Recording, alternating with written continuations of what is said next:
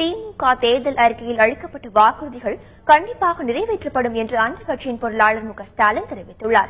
கடலூர் மாவட்டத்தில் போட்டியிடும் திமுக வேட்பாளர்களை ஆதரித்து அந்த கட்சியின் பொருளாளர் மு க ஸ்டாலின் தீவிர பிரச்சாரம் மேற்கொண்டார். திட்டக்குடி தொகுதியில் திமுக வேட்பாளர் கணேசன், நெய்வேலி தொகுதியில் சபா ராஜேந்திரன், புவனகிரி தொகுதியில் துரை சரவணன், சிதம்பரம் தொகுதியில் செந்தில்குமார், கடலூர் தொகுதியில் இள புகழேந்தி ஆகியோரை ஆதரித்து ஸ்டாலின் பிரச்சாரம் மேற்கொண்டார்.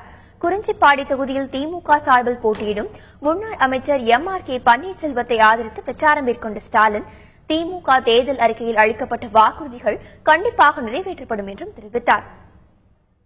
தேர்தல் வாக்குறுதியில் வழங்கப்பட்டிருக்கு. ஒவ்வொரு மாவட்டத்திலும் மருத்துவக் கல்லூரிகள் தொடங்கப்படும் என்று கலைஞர் அவர்கள் அறிவித்திருக்கிறார்கள். எனவே அடிக்க நாட்டப்பட்ட அந்த பாதைகளில் நிறுத்தப்பட்டிருக்கிற காரணத்தால் அது நிச்சயமாக உறுதியாக இந்த தொகுதிகளில் இந்த மாவட்டத்தில் அது திறக்கப்படும் ஆட்சிக்கு வந்தவுடன் என்ற அந்த நம்பிக்கையை இந்த நேரத்தில் நான் உங்களிடத்தில் எடுத்துக்கூட கடமைப்பட்டிருக்கிறேன்.